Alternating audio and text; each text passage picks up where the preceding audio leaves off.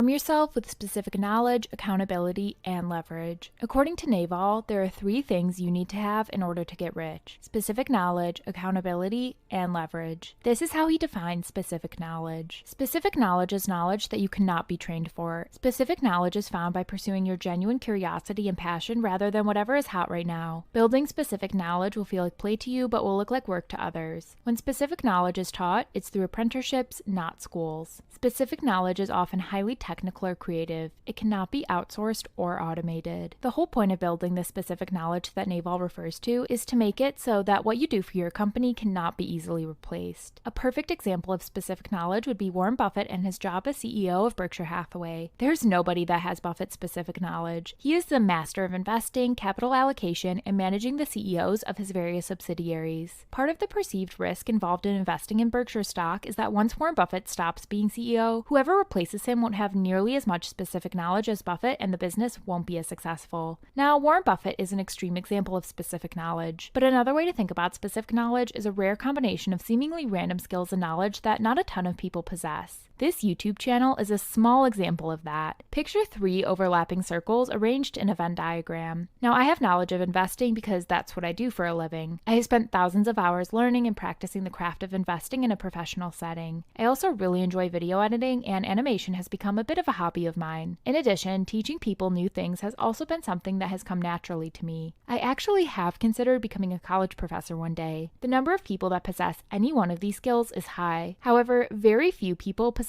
all 3 of these skills at the exact same time. I think this YouTube channel has been getting some traction because I have specific knowledge that sits at the intersection of these 3 seemingly unrelated skills. The next requirement to becoming rich is what Naval refers to as accountability. Here's what he had to say about it. Embrace accountability and take business risks under your own name. Society will reward you with responsibility, equity, and leverage. The most accountable people have singular public and risky brands: Oprah, Trump, Kanye, Elon. This concept of accountability from Naval speaks to the power of having a so-called personal brand. Use Elon Musk, for example. Let's say you magically took away all of his businesses and all of his money. The only thing left would be his name and reputation. I guarantee that within just a matter of weeks, he would again be a billionaire. He has embraced accountability and has built his businesses and career in the public eye. As a result, wealthy investors would literally throw him billions of dollars and beg him to go out and build another company. Now, obviously this is an extreme example, and there's not many people that have Elon's type of brand. But this concept of accountability can still be applied on a smaller scale. Imagine a car dealership in your hometown.